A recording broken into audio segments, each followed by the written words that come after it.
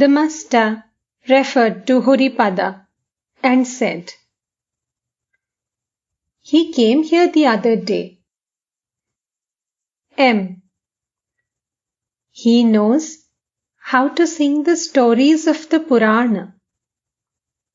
He sings melodiously about the life of Prahlad and the nativity of Sri Krishna. Master: Is that so? That day I looked into his eyes. They had an inward look.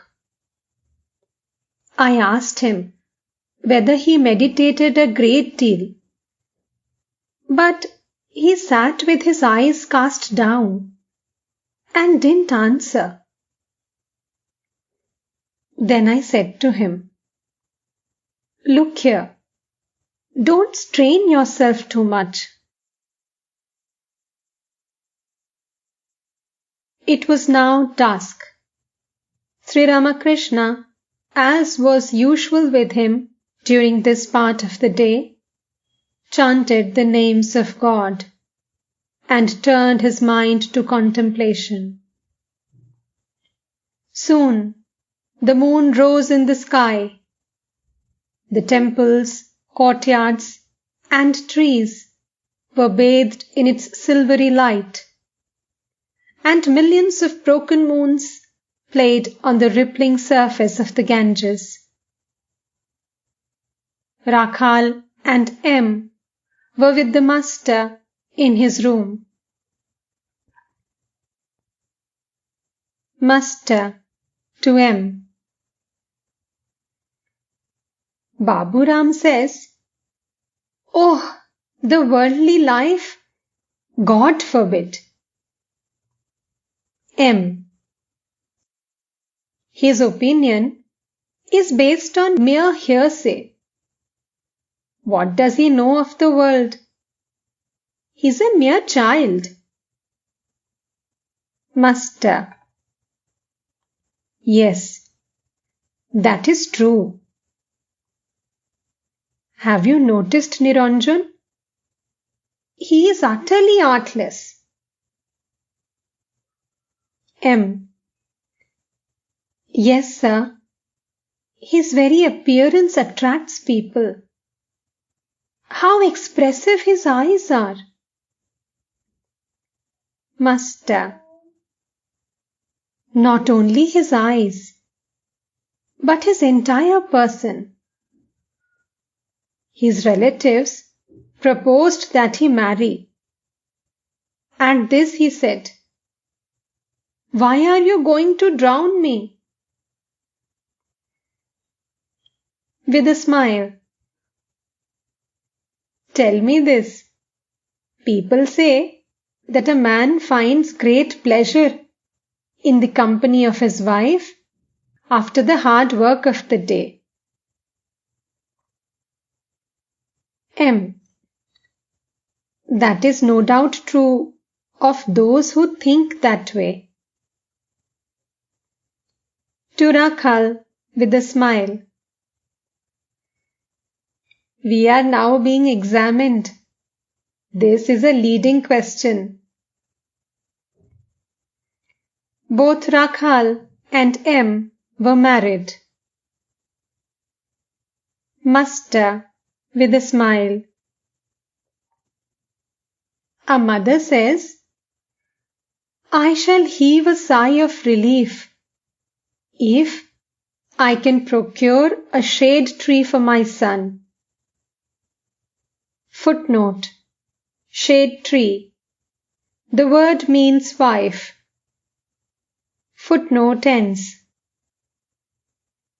He will rest in its shade when scorched by the heat of the world.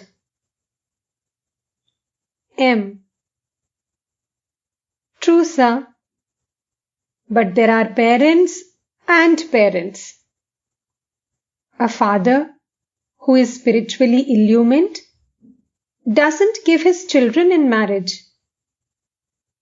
If he does, he is a fine spirituality. Adhar Sen arrived from Calcutta and saluted the master.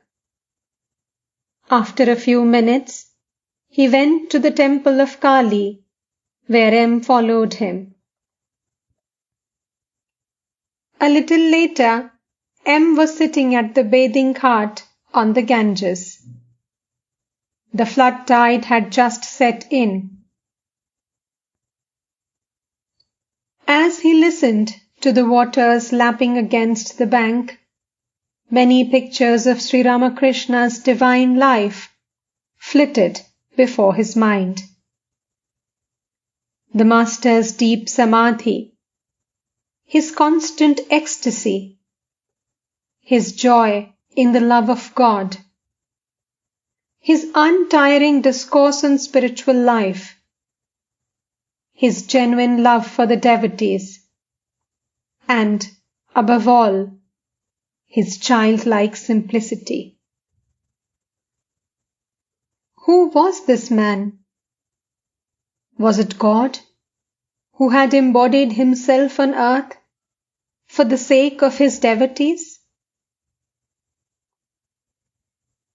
Adhar and M returned to the master's room. Adhar had been to Chittagong in East Bengal on official duty.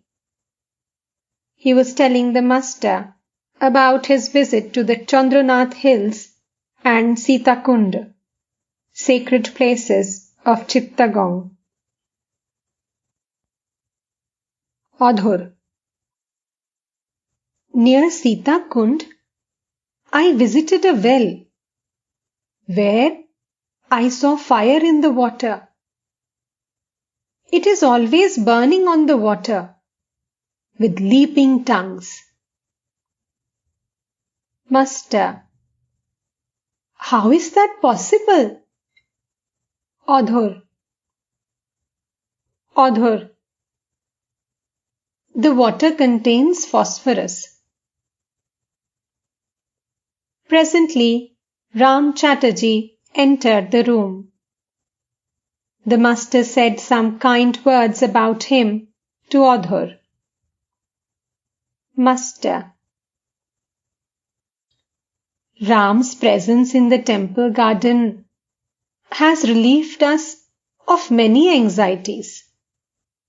He searches out Horish, Latu, and the others at mealtime. Very often they are absorbed in meditation in some corner of the temple garden. It is Ram who sees that they eat at the proper time.